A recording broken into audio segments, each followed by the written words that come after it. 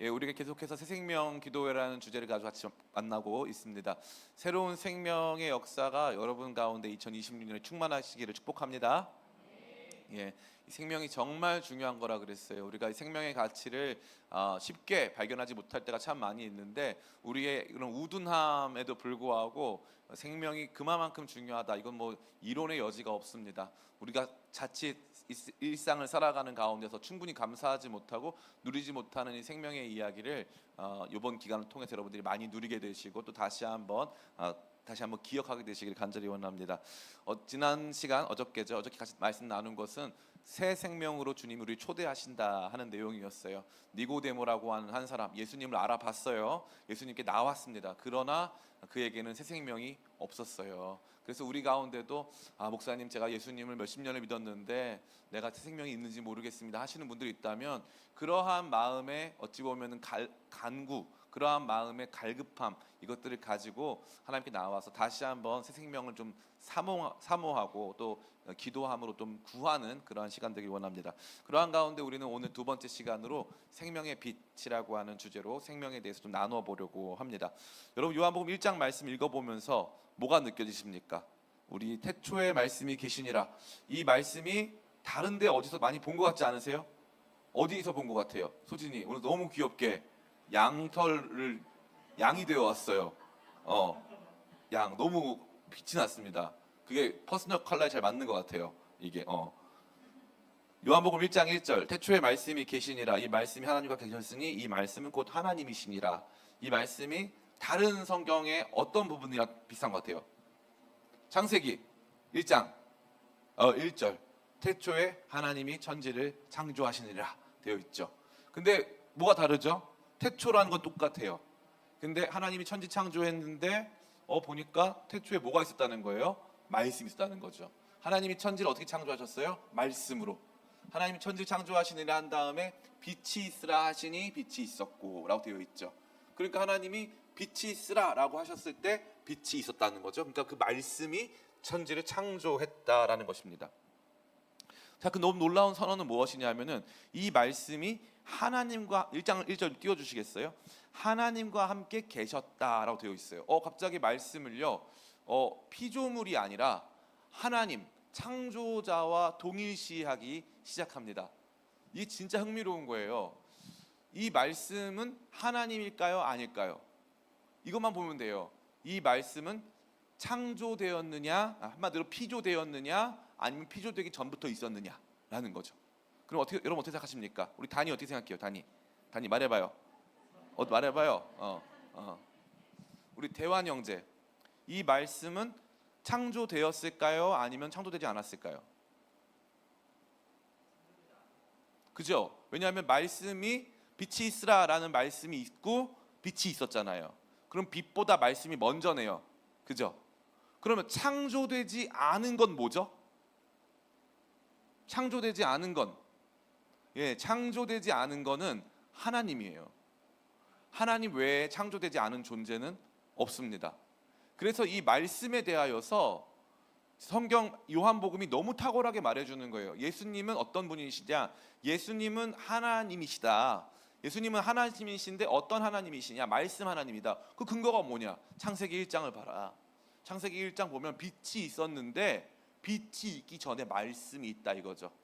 말씀이 있다. 하나님이 그냥 말씀하셨는데 그게 무슨 뭐 피조물이 아니고 뭐 그게 어떻게 하나님이 되고 그렇게 됩니까? 여러분, 혹시 히브리서 말씀 1장 한번 같이 읽어볼까요? 히브리서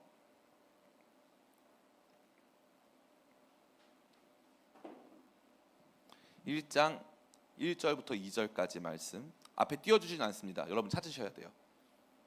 이 정도는 알아야 우리 기쁨의 교회 성도예요. 이 정도 모르면은 우리 기쁨의 교회 성도라고 할 자격이 없습니다. 알아야 돼요. 같이 한번 읽어보겠습니다. 시작.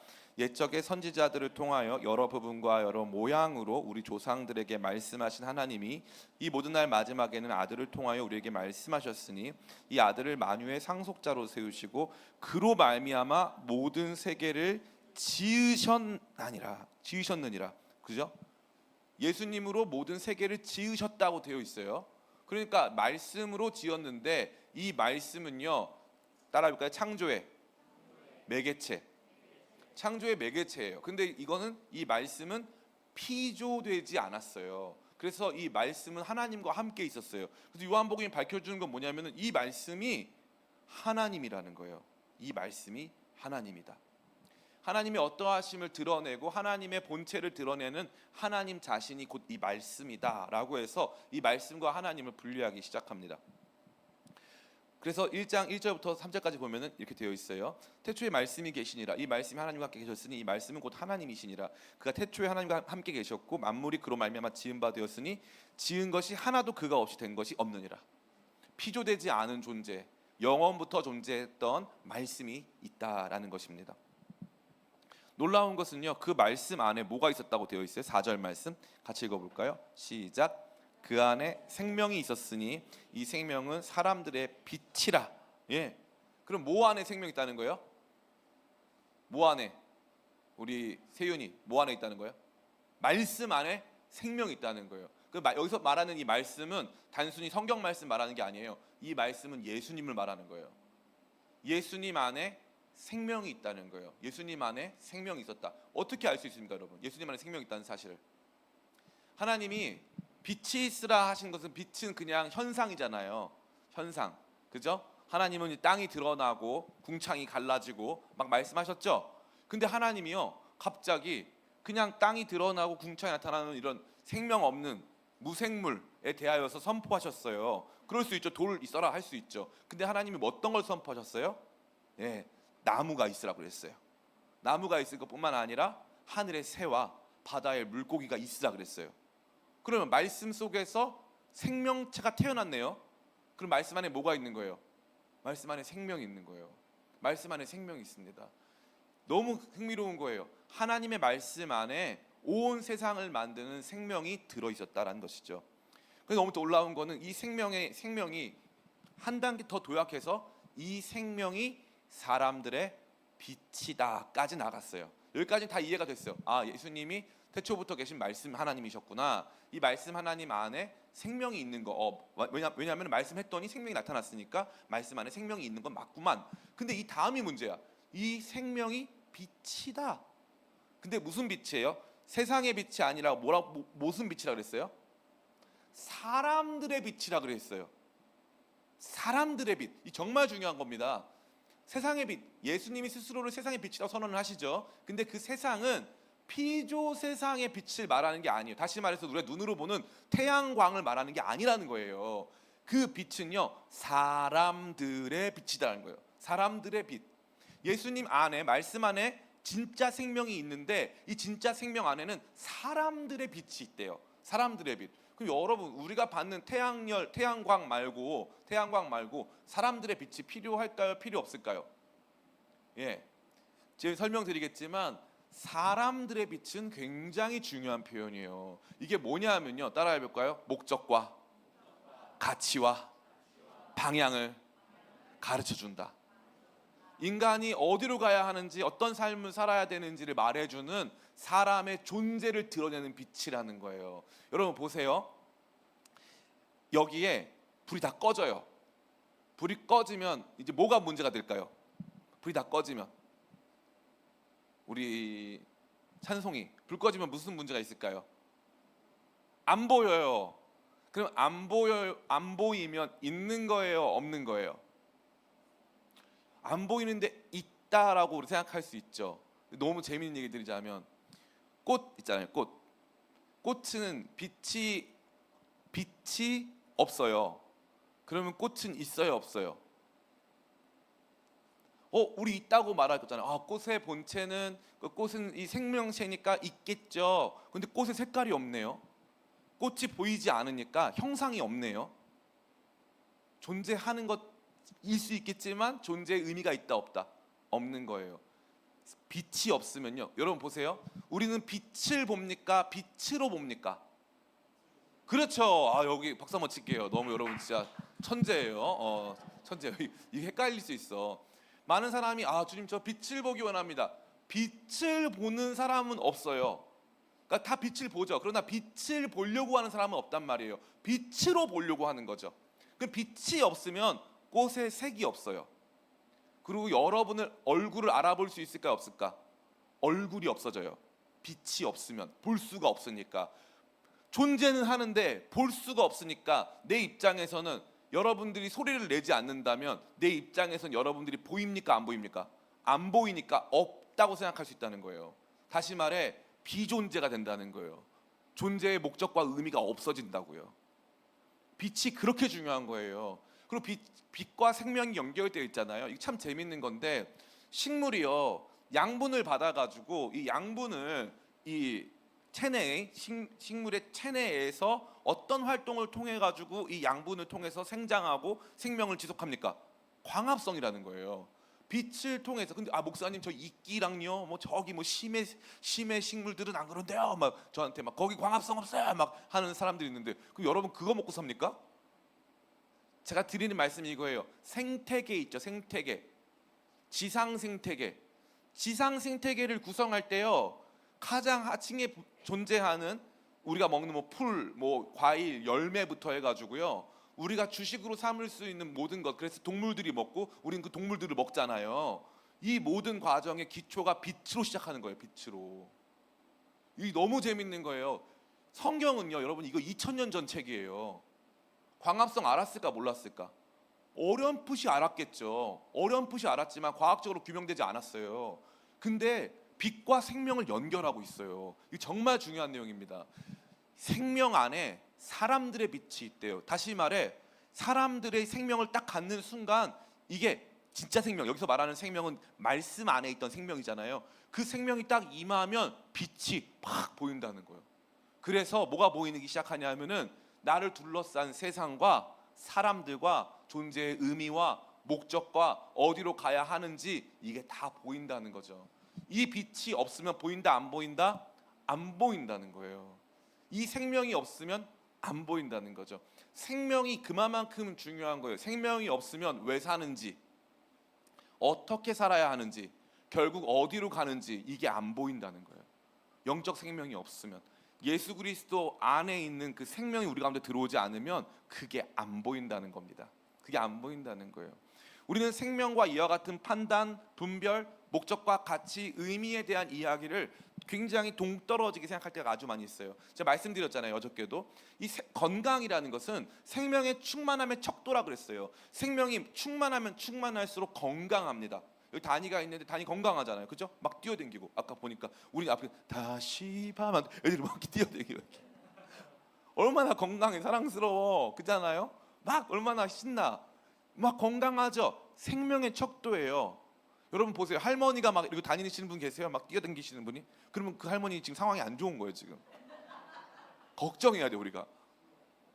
그런 거 없어요. 애기들은 이 생명이 절제가 안 되니까 애들은 막 뛰어댕기는 겁니다. 건강은요 생명의 충만함의 척도입니다. 그런데 영적 건강의 여러 차원 중에 영적 건강의 생명력의 영적 생명의 건강의 충만함이 보여지는 것 중에 하나가 뭐냐면 빛이에요. 빛. 이 분별력과 판단과 이 목적과 가치와 의미로 충만한 이 상태가 우리 안에 생명이 있느냐 없느냐를 보여준다는 겁니다.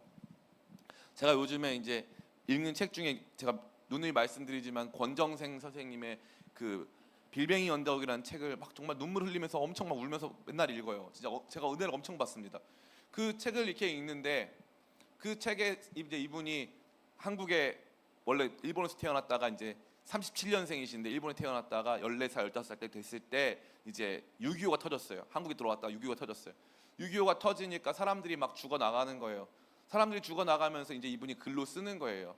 먹을 게 없고 사람들이 너무 이제 고통스러우니까 점차적으로 이성을 상실하기 시작한다는 거예요.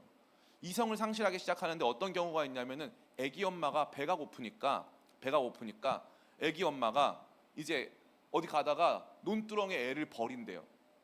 놓고 배가 고프니까 막 다닌대. 그리고 한 달 뒤에 애는 논두렁에 버렸어요. 한 달 뒤에 막 이거 얻어먹고 저거 얻고 막 정신없이 다니다가 한 달 뒤에 우리 애기 이러면서 생각한다는 거야. 그래서 울고불고 난리가 난대요. 한 달 동안 이미 애는 논두렁에 버린 지가 한 달이야. 그런데 배가 고프니까 이 자기가 생명 활동이 안 되니까 정신을 잃은 거예요, 정신을. 그래서 한 달 뒤에 정신이 딱 들어오니까 우리 애기 어떻게 하면서 소리 질렀다는 거예요. 그 글을 읽으면서 제가 지난번에도 말씀드렸는데 우리가 대한민국이요 전 세계 그 어떤 국가와도 견줄 수가 없는 이유가 뭐냐면요, 우리는 이 최하층 단계에서 최상층까지 너무 빨리 올라와가지고 최하층의 이야기를 충분히 우리 삶에 소화할 만큼 시간이 지나지 않았어요. 다시 말해 가난, 궁핍, 배고픔 이 얘기를 충분히 다뤄내지 못했다고. 그런데 갑자기 전 세계에서 막 손가락에 드는 잘 사는 나라가 되어버렸어. 그 가난의 이야기를 다 잊어버리고 그 얘기 안 합니다. 인스타그램 그 어디에도 내가 어렸을 때 얼마나 가난했는지, 그 가난 속에서 내가 어떤 삶을 살았는지를 보여주는 내용이 많이 없어요. 그 제가 요즘에 간증을 다니잖아요. 집회 다니잖아요. 동탄에 있는 어느 교회를 갔는데 저희 어렸을 때 살았었던 가난한 뭐 제가 여러분보다 나이가 뭐 많아봤자 뭐 아주 많진 않잖아요. 다 비슷하죠. 왜 솔비 웃고 있죠? 네. 솔비보다는 아주 많아요. 그래서 아주 많지는 않잖아요. 근데 그 얘기를 막 했더니 동탄 막 신도시고 이러니까 성도님들이 다 울어요 막. 그러더니 그 담임 목사님이 저 보시더니 끝나고 나와서 막 손을 잡고 본인도 어렵게 살았대요. 본인 아버지가 어머니는 안 계시고 맹인 아버지가 우리 가족들을 키웠다는 거예요. 그런데 제 손 붙잡더니 그래도 목사님처럼 가난하진 않았어요. 우리가 그 정도였나? 근데 우리 시대에는 그 공감대가 있는 거예요. 공감대가. 사람이 굶으면 어떻게 되는지, 사람이 병들면 어떻게 되는지, 내 생명, 이게 내 아이, 목숨보다 소중한 내 아이라고 하는데 이성을 잃는 거예요. 사람이. 생명이 없으면, 우리 안에 생명이 제대로 된 생명이 충만하지 않으면요 빛이 없다니까요. 빛이 없는 거예요. 그리고 나서 이제 그분이 쓰는 그 내용 중에 보면은 전쟁이 사람을 얼마나 비참하게 만드는지, 그래서 그분이 쓰는 내용은 전쟁은 죽음과 너무 가깝다는 거예요. 그 전쟁은 생명의 역사가 아니라 죽음의 역사이기 때문에 사람들이 이성을 잃는다는 거예요. 한번 죽음과 폭력의 역사로 들어간 사람들은요 생명이 그들 가운데 있지 않다는 거예요. 죽음이 그들 가운데 역사하기 시작하니까 상상조차 할 수 없는 폭력이 자행되어지고 타인들의 삶을 파괴하는 일을 막 웃으면서 한다는 거죠. 근데 그러다가 그 사람들이 어떻게 됩니까? 미국에 가면 그런 사람들 많잖아요. 전쟁 나가서 전쟁하고 돌아와가지고 PTSD 와가지고 막 갑자기 자기 아직도 전쟁터에 남아있는 것처럼 막 해가지고 막 흥분하고 분노 저절장애 막 일어나고 사람들 막 총으로 쏘고 하는 일들이 벌어지는 이유가 뭐냐면요 생명이 없어서요. 생명이 없어서. 내가 왜 사는지, 어떻게 살아야 하는지, 어떤 목적을 가지고 살아야 하는지 이 생명이 우리 가운데 역사하지 않으면요 빛이 없다니까요.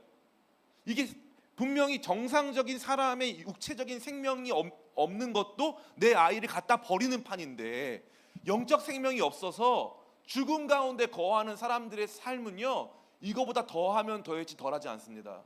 제가 말씀드리잖아요. 세상은요 소망이 없어요.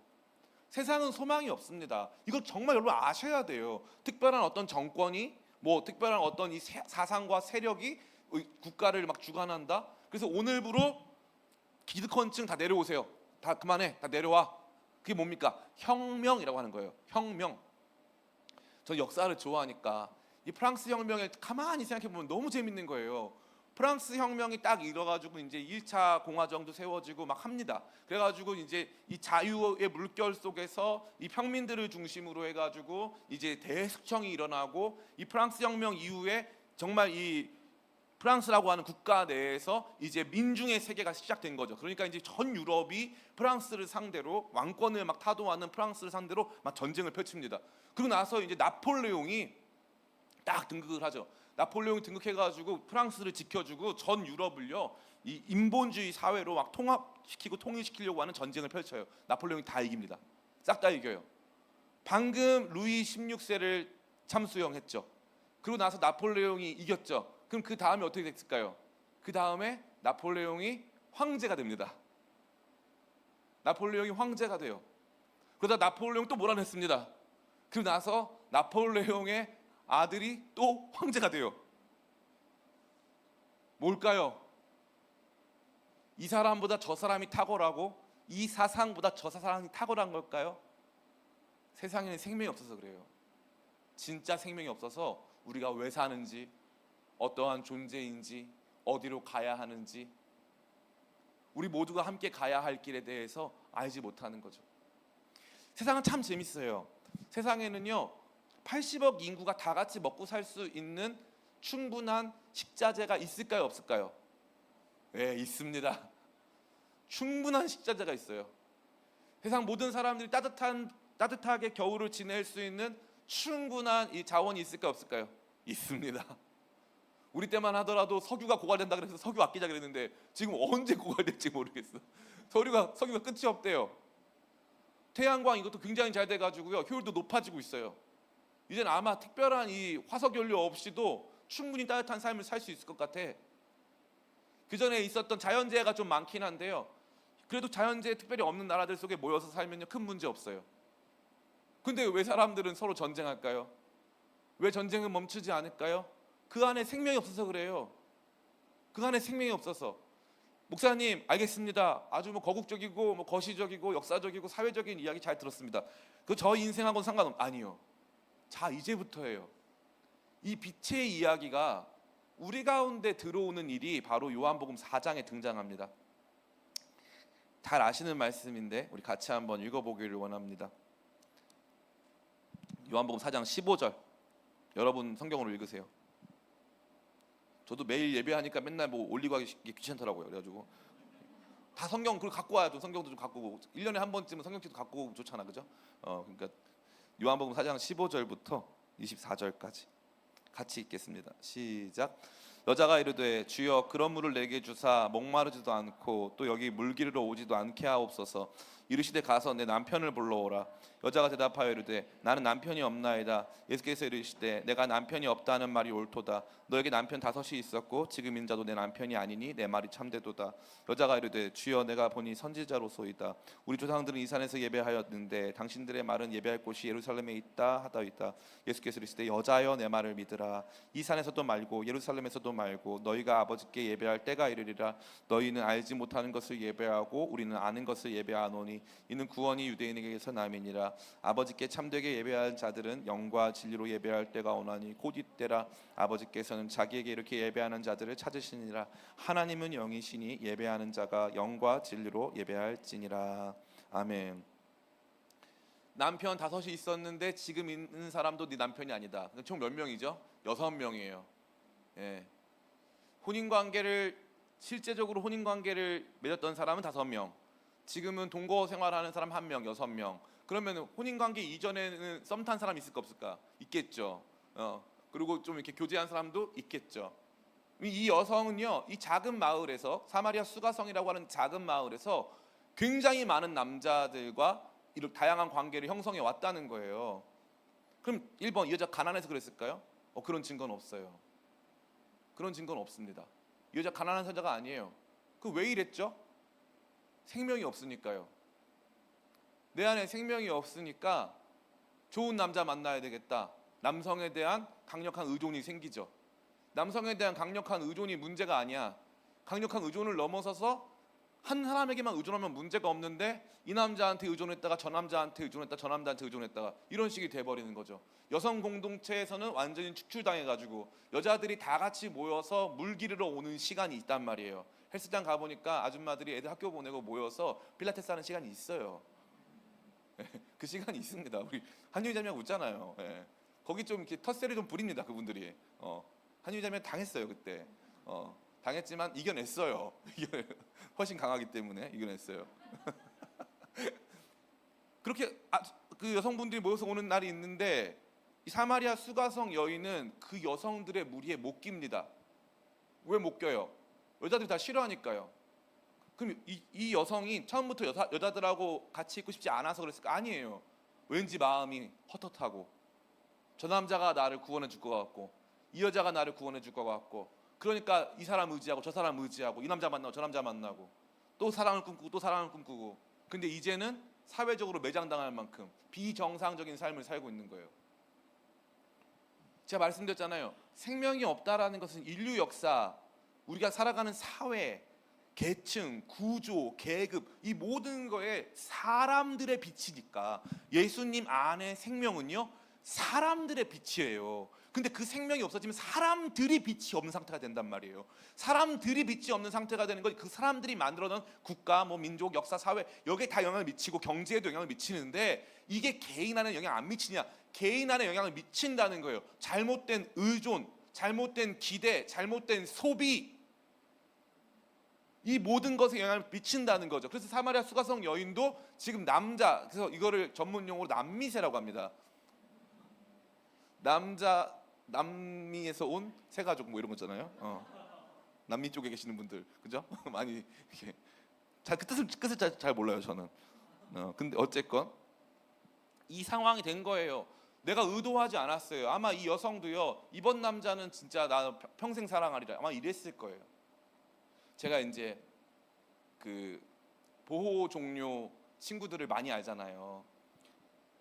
그 친구들이 너무 저한테 많이 고맙게도 의존해주고 같이 막 기도하고 해가지고 있는데 최근에도 이제 어떤 한 남자 형제가 있었는데 이 형제가 멀쩡하게 생겼어요. 너무 멀쩡하게 생겼는데 저한테 와가지고 목사님 저 은혜를 많이 받았다는 거예요. 그래서 아 감사하다.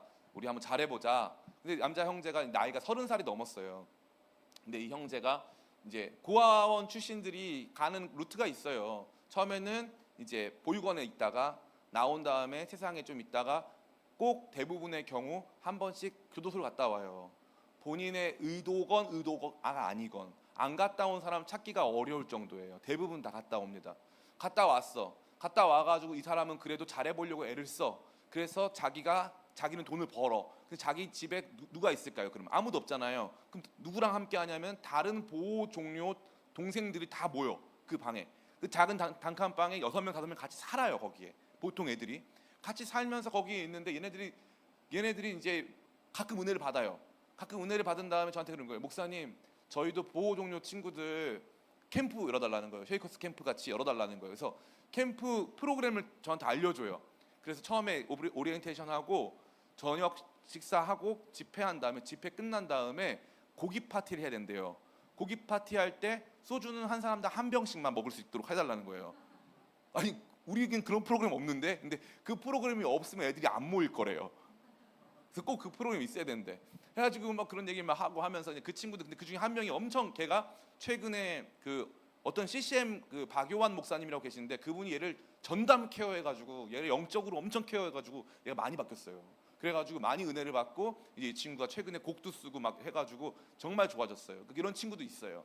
근데 이제 이 친구랑 비슷한 친구가 있는데 얘는 여자애야.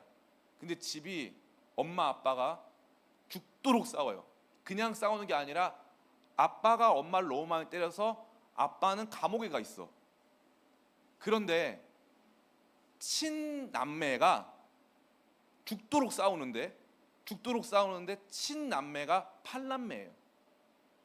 8남매. 죽도록 싸우는데 원수도 이런 원수가 없어. 그리고 엄마는 또 바람을 펴. 근데 아빠는 또 출소하고 나오면 엄마를 또 때릴 거면서 또 사랑은 또 하나 봐. 또 애를 낳아. 말도 안 되는 집안이죠. 근데 그 중에 한 아이가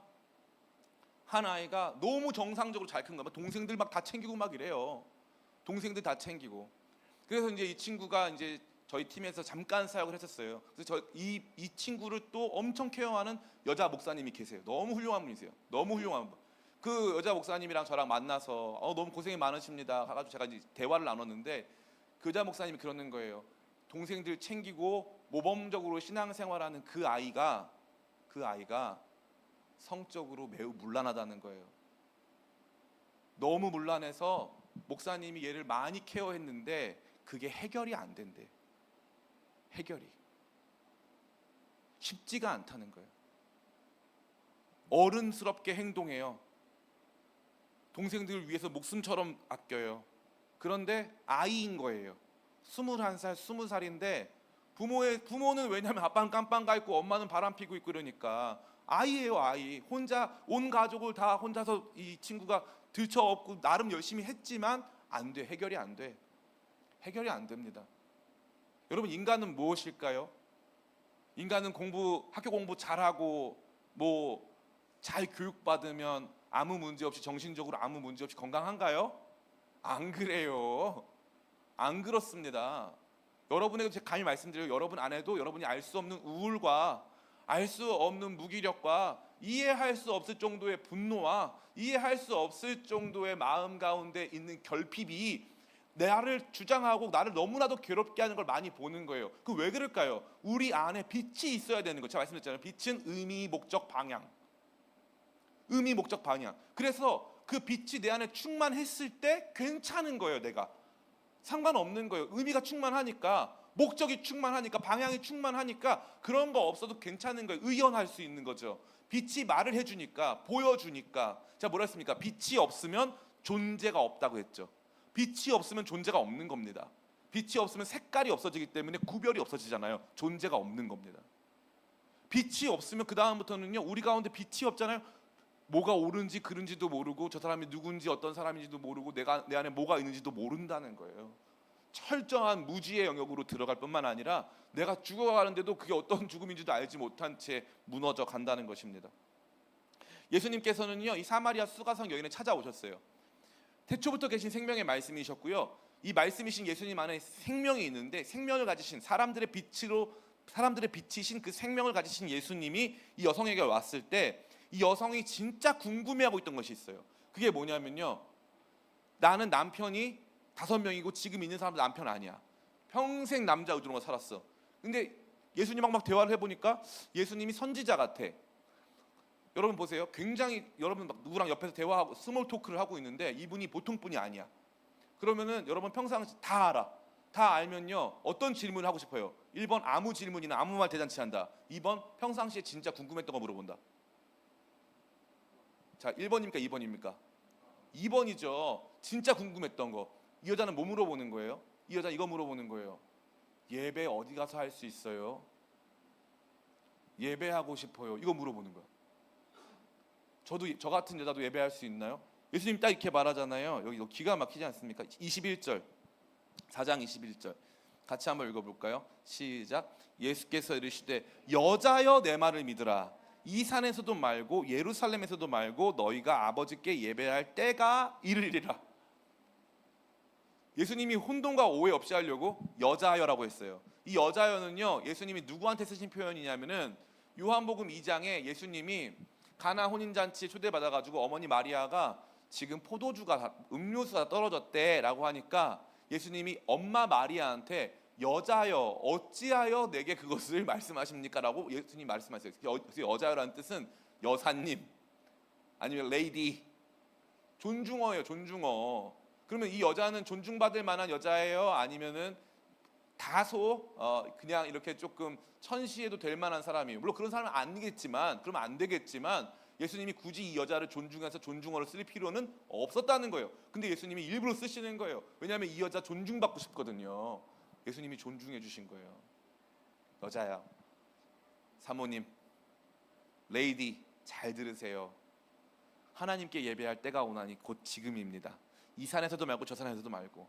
예배는 장소가 중요하지 않아요. 도리어 저 같은 사람 하나님께서 만나나 주실까요? 아니에요. 하나님은 영이시기 때문에 영과 진리로 예배하는 자를 하나님이 찾고 계세요. 하나님 만나 주실 거예요. 그러니까 이 여자가 어떻게 돼요? 빛이 들어왔잖아요. 그러니까 어떻게 합니까? 우리 28절부터 30절 같이 한번 읽어보겠습니다. 시작. 여자가 물동이를 버려두고 동네로 들어가서 사람들에게 이르되 내가 행한 모든 일을 내게 말한 사람을 와서 보라. 이는 그리스도가 아니냐 하니 그들이 동네에서 나와 예수께로 오더라. 기가 막히죠. 이 여자는요, 이 동네 사람들하고 안 친했어요. 동네 사람 피하려고 이 시간에 대낮에 12시에 우물가에 왔단 말이에요. 그런데 예수님을 만나고 나니까 이 여자가 동네로 들어갑니다. 동네 한가운데로 들어가서 예수님을 전하고 사람들에게 말을 걸기 시작하는 거죠. 이와 같이 한 사람 안에 있었던 잘못된 삶의 어두운 그림자가 빛 대신 예수님이 그 생명을 가지고 오셨을 때 그 그림자가 물러가기 시작하고 이 여성 굉장히 정상적인 상태로 돌아오기 시작하는 겁니다. 사도 바울은 안 그랬을까요? 사도 바울은요, 스스로 말하기를요, 이스라엘 사람 중에 정말 히브리인 중에 히브리인이고 자기 바리새파고 율법으로는 흠이 없다고 말했습니다. 교육 잘 받은 사람이에요. 또 이 자기 시민권, 로마 시민권 가지고 있었고 돈도 많은 사람입니다. 특별히 그는 열심히 있어가지고 정말 이 예수님 믿는 사람들, 주님의 몸된 교회를 박해하는데 열심히였어요. 근데 그가 다메섹에 있는 예수님의 제자들을 잡아서 옥에 가두려고 가고 있는데 하필이면 정오에 빛난 태양보다 더 빛난 빛이 임하기 시작하면서 사울아 사울아 어찌하여 네가 나를 박해하느냐라고 예수님이 말씀하셨어요. 그 빛을 딱 보는 순간 눈이 멀기 시작하고, 근데 예수님의 음성 딱 듣고 주여 당신이 누구십니까? 그때 나는 네가 박해하는, 네가 핍박하는 예수다라고 말씀하셨어요. 거기에서부터 이제 충격이 오는 거예요. 그 빛이 임한 거예요. 그러면서 그 빛이 막 임하면서 어쩔 바를 몰라서 이제 사도 바울, 사울이 금식을 합니다. 3일 금식을 하면서 기도에 전념하기 시작해요. 그러니까 하나님이 아나니아라는 사람한테 응답하셔서 아나니아야, 집 가라 하는 스트릿, 똑바른 길, 집 가라 하는 것에 가면은 거기에 사도 바울이 기도하고 있다. 네가 가서 그에게 안수해라. 아나니아가 가가지고 근데 주님, 그가 우리를 핍박하러 오는 사람인데요. 괜찮다. 너 가서 안수하면 그가 아마 귀한 종으로 쓰임 받을 거다. 그러니까 가가지고 아나니아가 안수를 딱 하죠. 안수할 때 이렇게 말합니다. 형제 사울아, 주 곧 네가 오는 길에 너에게 나타나셨던 예수께서 나를 너에게 보내사 너로 안수하게 하시고 너로 성령으로 충만하게 하신다라고 하니까 성령이 쫙 임하니까 갑자기 사도 바울이 일어나서 밥을 먹고 즉시로 가서 예수는 하나님의 아들이다, 예수는 그리스도다 전파했다 이 말이죠. 빛이 임하는 거예요. 빛이. 아, 이거구나. 삶이란 건 이런 거구나. 그러면 요한복음 내에서는 그 빛의 이야기의 핵심이 뭘까요? 그 빛이 딱 임했을 때 어떠한 이 내면 가운데 일어나는 가장 극명한 게 뭐냐 이거예요. 같이 한번 읽어보겠습니다. 요한복음 3장 16절부터 21절까지 같이 한번 읽어보겠습니다. 오늘 말씀 끝났어요. 같이 읽습니다. 시작. 하나님이 세상을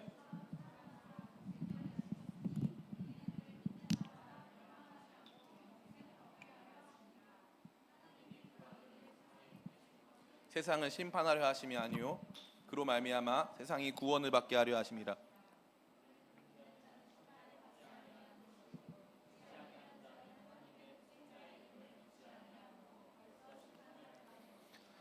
그 빛 정죄는 이것이니 곧 빛이 세상에 왔으되 사람들이 자기 행위가 악함으로 빛보다 어두움을 더 사랑한 것이니라. 악을 행하는 자마다 빛을 미워하여 빛으로 오지 아니하나니 이는 그 행위가 드러날까 함이요 진리를 따르는 자는 빛으로 오나니 이는 그 행위가 하나님 안에서 행한 것임을 나타내려 함이라 하시니라. 아멘. 여기 다 정리가 되어 있어요. 빛으로 오는 사람과 빛으로 오지 않는 사람이 있다는 거죠. 그럼 이 빛, 이게 빛으로 오든지 안 오든지 이게 중요한 문제가 아니고 그 빛은 누굽니까? 여기 되어 있어요. 그 빛은 뭐냐? 곧 빛이 세상에 왔으되라고 되어 있죠. 그럼 여기 보면은 16절에 하나님이 세상을 이처럼 사랑하사 독생자를 주셨으니, 그럼 독생자가 빛이신 거예요. 아멘. 독생자가 빛인 거예요. 근데 독생자에게 사람들이 오지 않는데요. 왜냐하면 자기의 어둠이 드러나니까 오지 않는다는 거죠. 근데 사람들이 독생자한테 오라는 거죠. 그럼 이 빛으로 나아가야 될 이유가 뭐냐? 다른 거 없어요.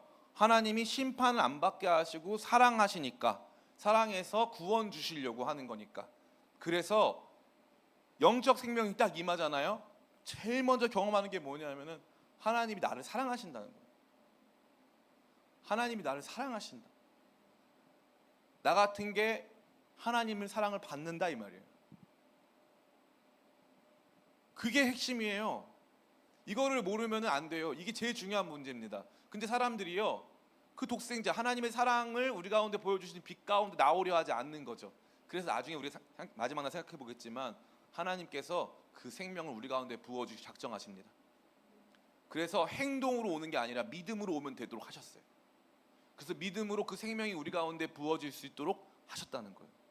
이게 진짜 중요한 거예요. 그 생명이 우리 가운데 임하면요, 하나님 사랑을 보게 돼요. 하나님 사랑을 보게 되잖아요. 그럼 우리의 삶의 의미와 목적과 삶의 방향이 드러나는 거예요. 우리 삶에 하나님께서 주시는 삶의 의미와 목적과 방향이 다 드러납니다. 삶의 분별이 새로워지는 거예요. 하나님 사랑받는 자녀로서 이건 해도 되고 이건 하면 안 되고 이건 좀 하나님의 자녀답지 못하다라고 하는 것들이 드러난다는 겁니다. 드러난다는 거예요. 제가 종종 간증 드렸지만 제 친구들은 다 예수 안 믿는 친구들이에요.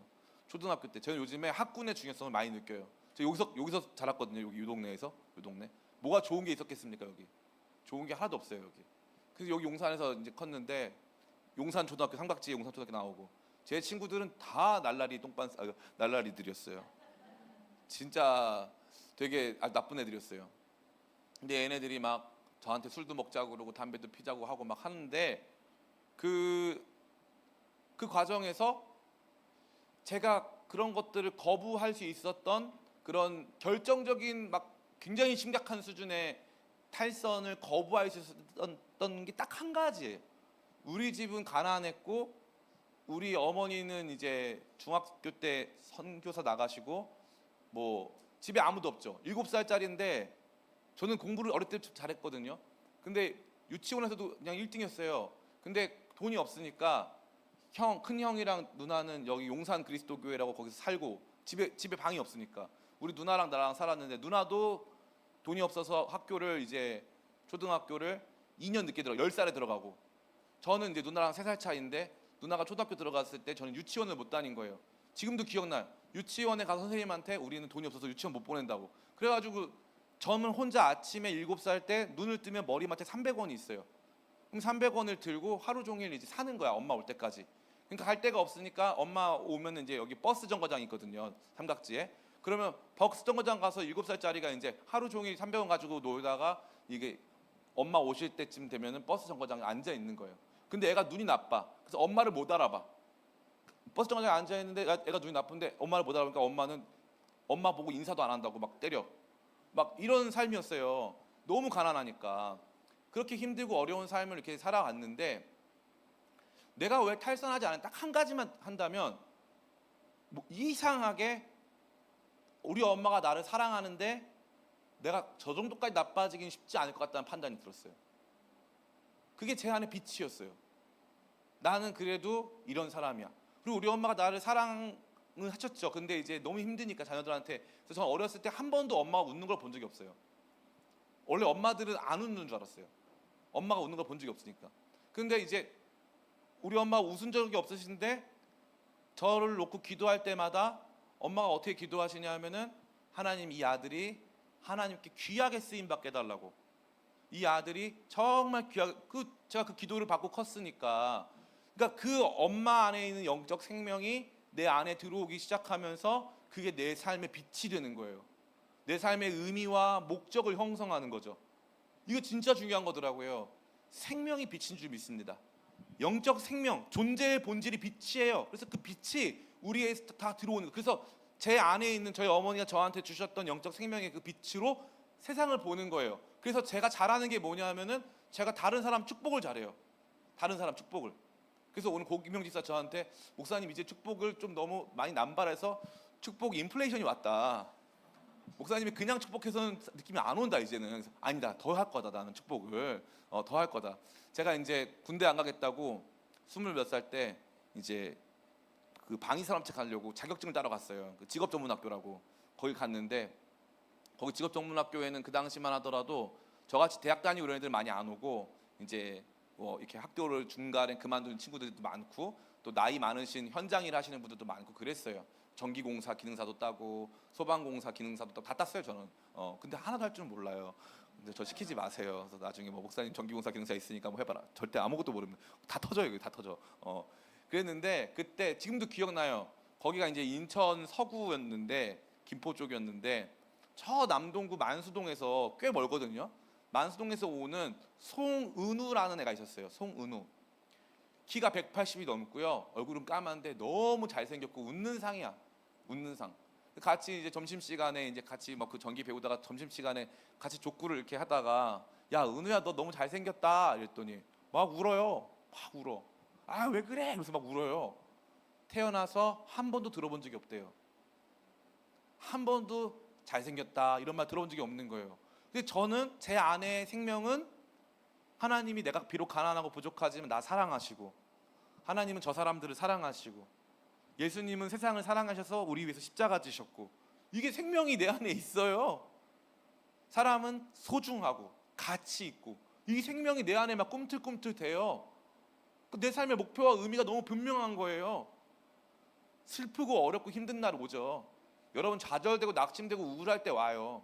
그런데 너무 놀랍게 그 영적 생명이 내 안에 있잖아요. 그러면 다시 한번 그 생명의 역사가 내 안에 춤추기 시작해요. 다시 한번. 아니야, 사람들이 너한테 뭐라고 해도 너의 삶은 가치 있어, 아름다워. 예수님이 이 땅 가운데 오신 것은 하나님이 널 사랑하신다는 증거야. 그 생명의 이야기가 내 안에서 막 터져 나오면서 그때부터 저를 다시 한번 새로운 소망으로 이끌어가는 것입니다. 우리가 이 말씀 듣고 나서 여러분 자신도 중요하겠지만요, 여러분 가정 안에서 또 여러분 주변 사람들 가운데 영적 생명이 필요한 사람들이 너무 많아요. 영적 생명이 없으니까 허탄한 데 마음 쓰고 허탄한 일에 분노하고 허탄한 일에 자기 삶의 목적과 가치를 투여하는 사람들이 너무나도 많습니다. 성경은 분명히 말하고 있어요. 예수님 안에, 말씀이신 예수님 안에 생명이 있었는데 그 생명이 사람들의 빛이다. 그 생명의 빛이, 생명을 가지신 말씀이신 그분이 우리 가운데 오셨다. 그래서 그분을 믿기만 하면 우리 가운데서 그 생명의 역사가 시작된다라고 말하고 있는 것입니다. 2026년 여러분 우울하시고 또 답답하고 괜히 화가 나고 낙심이 되고 부정적인 생각이 가득하시다면 영적 생명으로 충만하여 여러분 가운데 빛이 회복되시기를 축복합니다. 여러분 가정이나 여러분 뭐 관계나 직장이나 여러분 삶이나 건강이나 부정적인 생각할 때가 많이 있어요.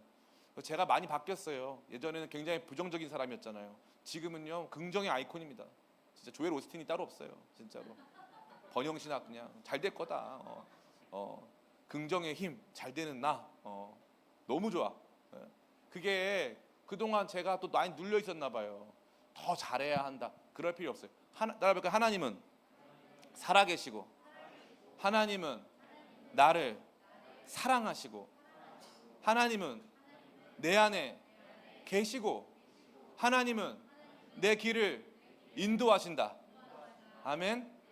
여러분 올 한 해 진짜 이 기도 넘치게 하시길 축복하고요. 이 생명의 빛이 우리 가운데서 역사하는 것. 목사님 간증 있었으면 좋겠어요. 매주 간증 시간 있었으면 좋겠어요. 그래가지고 목사님 한 주간 너무 우울했는데 진짜 마음 가운데 성령님이 찾아오셔가지고 왜 걱정하느냐 우월 나라라라라 하면서 막 하나님께서 위로하시는 거, 그 위로를 막 경험하면서 막 기뻐하고 그랬으면 좋겠습니다. 여러분 가운데 생명의 빛 충만하시기를 예수님의 이름으로 축원합니다.